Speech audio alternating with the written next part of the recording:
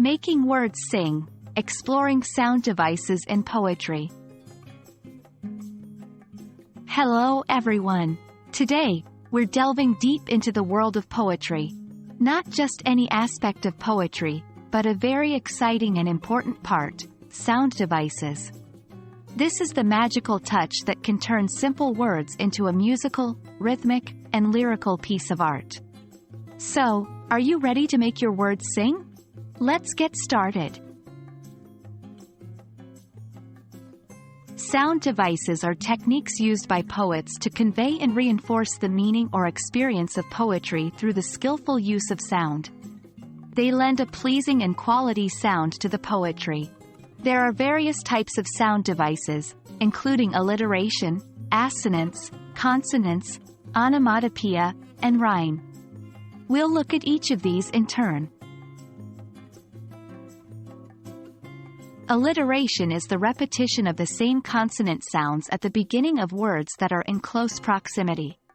For instance, she sells seashells by the seashore. The repetition of the S sound creates a soft, soothing rhythm. Assonance is the repetition of identical or similar vowel sounds within words, phrases, or sentences. For example, the early bird catches the worm. The aya in early and aya in catches creates assonance, setting a rhythm to the phrase.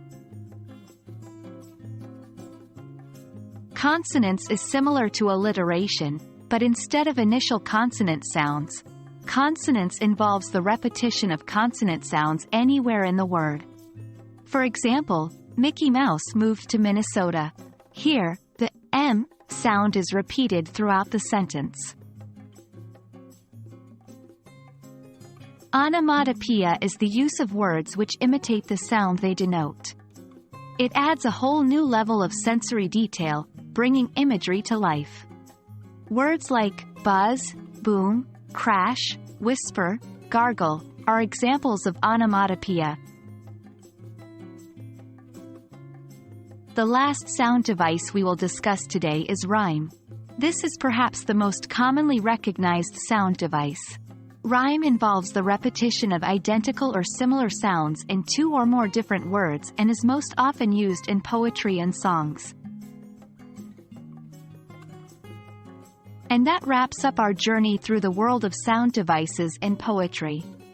The true beauty of poetry often lies not just in the words, but in the sounds those words make.